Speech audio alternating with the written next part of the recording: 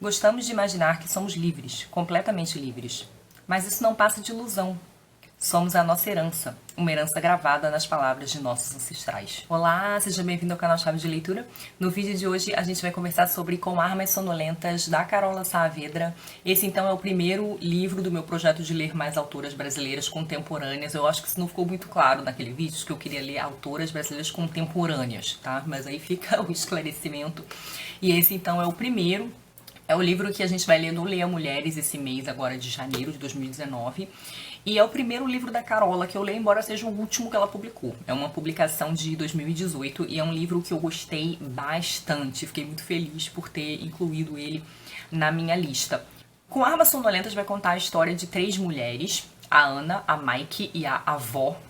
E ele é dividido em 2 partes, a parte de fora e a parte de dentro. A Ana é uma atriz. Ela é jovem, ela tá no início da carreira e ela conhece um diretor alemão numa festa com quem ela acaba se casando. Ela vai morar na Alemanha, mas o relacionamento não é muito bom. A gente vê que tem uma tentativa de fuga ali, talvez até de uma certa salvação por parte dela. Ela acaba ficando muito sozinha na Alemanha, num relacionamento muito frustrante, e acaba tendo uma gravidez indesejada, o que acentua ainda mais o seu sentimento ali de solidão, de exílio, de abandono.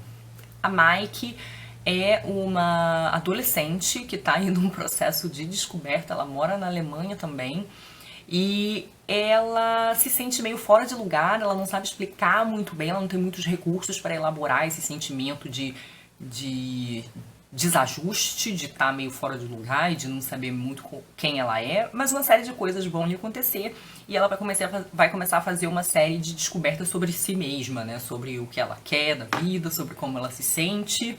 A terceira personagem, a avó, e esse capítulo é bem polissêmico, né? A avó aí quer significar várias coisas nesse capítulo. Ela vai contar a história de uma moça que é mandada pela família, uma família de Minas Gerais, para trabalhar no Rio de Janeiro como empregada doméstica na casa de uma família em Copacabana, uma família que tem dinheiro. E lá ela é meio que criada como... Ela é, na verdade, considerada uma criada, vamos dizer assim, naquele termo, com tudo de negativo que esse termo tem, né? Daquelas funcionárias que moravam na casa dos patrões e que viviam ali num regime quase de semi-escravidão, né? Não tinham vida própria, dormiam num cubículo, eram bastante exploradas e desrespeitadas. A gente vai acompanhar a vida dessa moça e os seus dilemas internos, as coisas que vão acontecer com ela. Ela vai acabar tendo uma gravidez inesperada também e que parte de um abuso de poder e de exploração aí por parte dessa família, para quem ela trabalha. E essas mulheres aí desse livro, essas 3 personagens estão de algum modo ligadas, existe uma genealogia entre elas, e a Carola vai explorar bastante uma questão de ancestralidade aqui, com esse livro. Essas 3 personagens, elas sentem essa coisa do exílio, né, que eu já falei em relação a algumas delas, essa coisa de se sentir estrangeiras, de se sentir fora de lugar e de experimentar de algum modo o abandono, né? E então a gente vai ter as personagens que se sentem exiladas dos seus países e da sua língua, ou exiladas da sua família, exiladas da própria história, exiladas da sociedade. De certa forma, o abandono que essa personagem, a avó, sente é um abandono também social. Ela está, de certa forma, à margem e ela sofre uma série de consequências por causa disso. E a Carola vai orientar o livro de uma maneira muito interessante nessa questão da genealogia e da busca por uma verdade própria, nesse sentimento de deslocamento que elas têm. E ela vai fazer uma genealogia que é não só entre as personagens, mas entre as mulheres da literatura. A gente tem uma primeira figura que é a Sor Juana Inés de la Cruz, poeta mexicana, que tem um poema de onde saiu o título do livro, um poema chamado Primeiro Sonho. E a vida da Sor Juana, ela tem elementos salpicados aqui na narrativa, né? A Sor Juana, ela viveu no século XVII, e ela tinha horror à ideia do casamento, né? Ela não queria se casar, ela decide virar freira em grande medida porque ela quer continuar estudando. Ela se converte mais tarde, Sabe-se pouca coisa sobre a vida dela, boa parte disso que eu tô falando são especulações ou interpretações a partir dos poucos textos autobiográficos que ela deixou e de cartas que as pessoas deixaram também falando sobre ela. Mas a Sor Juana, ela não quis se casar, então ela não segue aquele roteiro esperado para mulheres no século XVII, no sentido de que ela não se casa, ela não tem filhos, então ela não vive a maternidade, e ela é uma espécie de gênio, ela é poliglota, ela estuda filosofia, ela estuda teologia, e era importantíssimo para ela continuar estudando. Ela vira uma poeta muito conhecida, uma poeta famosa no barroco ali mexicano, no barroco das letras espanholas, e a Sor Juana vira aí uma espécie de linha mestra, o fio condutor nessa história. Então a gente vai ter várias menções a ela aqui no livro, né? A essa mulher, de uma certa forma, deslocada do papel de gênero da sua época, mas que buscou a própria verdade, buscou o próprio sentido na vida. E esse poema Primeiro Sonho, de onde foi tirado o título Com Armas Sonolentas, ele é um poema que já fala sobre a busca pelo conhecimento, né? Sobre o amor pelo conhecimento e a busca pelo conhecimento. Que também, de uma certa forma, é a ideia que norteia o que vai acontecer com essas personagens. E aí é interessante falar sobre essas duas partes do livro, o lado de fora e o lado de dentro. O lado de fora, ele vai meio que falar das ações das personagens. Então, fulana saiu daqui, foi pra lá, fulana casou, fulana, enfim, foi trabalhar não sei aonde, foi estudar não sei aonde, enfim, meio que as ações das personagens, né? E o lado de dentro tem a ver com esse empreendimento aí em busca do conhecimento, do autoconhecimento, da busca da própria verdade. Então você vai ter essas três personagens numa viagem emocional, sentimental, vamos dizer, em busca dessa própria verdade, desse autoconhecimento. A Carola aqui quer explorar um pouco essa busca pela verdade numa clave também parecido com a do poema da Sor Juana, porque a Sor Juana usa uma alegoria no poema dela, que é o sonho. Então, assim, durante um sonho, a alma sai do corpo e vai fazer uma série de investigações e perquirições filosóficas e metafísicas.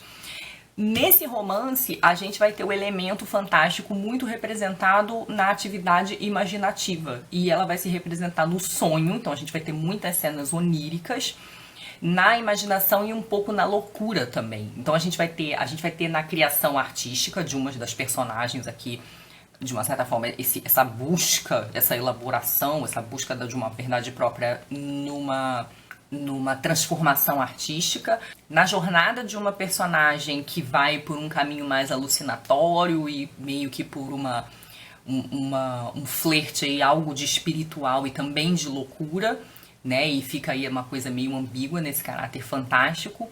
E a outra numa questão onírica, né? Certas revelações que vêm através de sonhos, talvez, né? E aí ganha bastante sentido essa questão do título, né? O Com Armas Sonolentas. A Carola Saavedra também vai traçar uma genealogia das personagens, né? Das mulheres da literatura, né? Como eu falei antes, porque vai haver aqui menções a Medeia e a Macabeia. Então, tanto a Medeia como a Macabeia são mulheres que se afastaram do seu sítio natal, né? Então, assim, saíram, abandonaram o sítio natal. Então, assim, saíram dos seus lugares de origem e viveram essa experiência do exílio, de uma certa forma também a experiência do abandono. É algo que vai acontecer de maneiras diferentes com as duas personagens que de uma certa forma vão amargar aí um certo sofrimento por conta desse exílio e abandono, né? A Medeia é traída e é exilada já de um lugar que não era o seu, né? Quando ela adota um outro lugar junto de Jasão.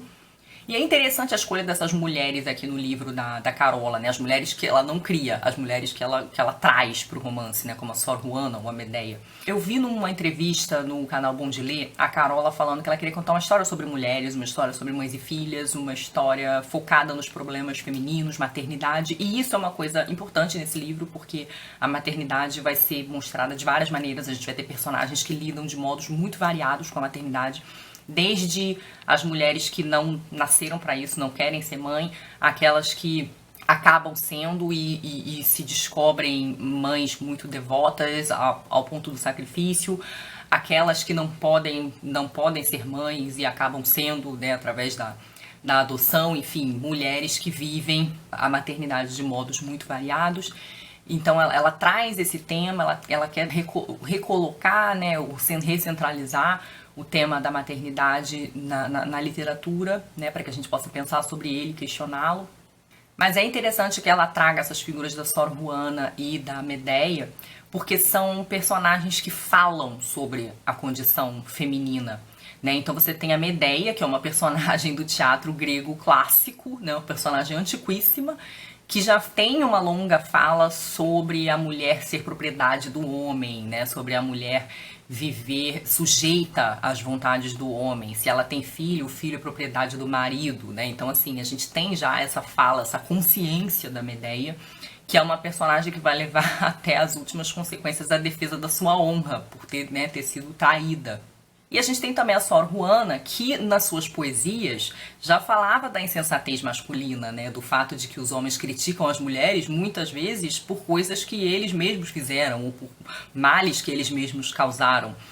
E também, principalmente, por conta a Sor Juana tem algumas cartas famosas onde ela defende o seu direito de estudar e de escrever, porque ela foi muito criticada na época dela por isso, né? Por ser uma freira que escrevia textos pagãos. E ela era talentosíssima, diga-se de passagem, né? Era uma pessoa que tinha um domínio, assim, pleno da poética, da estética, da poesia barroca da época dela. Então ela vai defender o seu direito, né? Por que ok para homens e não para mulheres escrever, né? Por que eu não posso estudar? Ela chega a dizer, se esse é um dom que Deus botou em mim, essa vontade enlouquecida de estudar, por que eu devo renegá-lo, né? Então, enfim. Então você tem essas duas criaturas bem recuadas do tempo, aí uma personagem da antiguidade clássica e essa escritora do século XVII, que já estavam aí, bem antes de qualquer ideia de feminismo, criticando, questionando esse lugar da mulher, a condição feminina, as limitações impostas à figura das mulheres. Então é interessante que haja essa genealogia aí que a Carola cria entre essas personagens, essa escritora e essas personagens específicas e as personagens do seu romance, que de uma certa forma vão aí tentar encontrar o seu lugar no mundo para além das regras sociais, culturais estabelecidas, o que se espera delas, enfim, na sociedade. Durante a narrativa, o fantástico se apresenta de forma um pouco abrupta. Eu vi que isso foi uma coisa que causou um certo susto nos leitores. Eu já tinha visto em alguma resenha que tinha alguma coisa de realismo fantástico e talvez por isso eu não tenha ficado muito chocada quando aconteceu.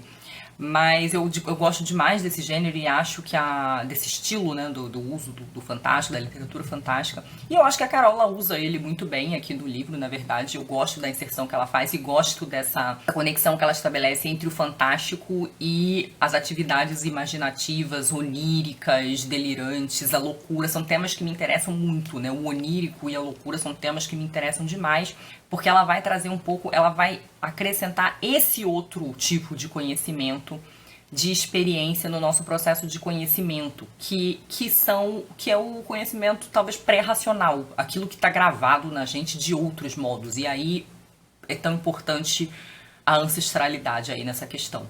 Eu achei o livro muito instigante, achei o livro original, eu gostei do modo como ela conduz as histórias, das inserções, das referências à Sor Juana, que aparecem de modos muito variados aqui. Eu fiquei muito feliz por uma autora contemporânea ter resgatado a Sor Juana de um modo tão interessante, né? Porque esses âmbitos da experiência humana, eles são importantes e interessantíssimos também, eu acho, os do sonho, os do onírico, os da loucura. Né, são coisas que estão muito presentes, são sintomas que nos dizem muito sobre nós, sobre os nossos tempos, sobre a nossa vida, sobre a nossa vivência, a nossa experiência. Então, assim, é um livro que me agradou muito, né? Para além do fato de que é muito bem escrito, o texto é muito bom, é muito fluido, e de ter soluções muito boas, narrativas. Eu acho que é um livro que conversou muito comigo, assim, com os meus interesses. Então, eu gostei bastante. É um livro de final aberto, isso pra mim não tem problema nenhum. Eu gosto de livros com final aberto, então fica o aviso, porque eu sei que várias pessoas não gostam das coisas amarradinhas, fechadinhas, então assim, já fique sabendo caso você vá ler. Mas é definitivamente uma recomendação pra mim, acho que eu comecei muito bem o meu projeto 2020 com as brasileiras, tá? Me digam aí se vocês leram outras coisas da Carola, né? Como eu falei, esse é o primeiro livro dela que eu li, e o que vocês acharam, se vocês leram esse, se vocês gostaram. Beijinhos e até a próxima. Tchau!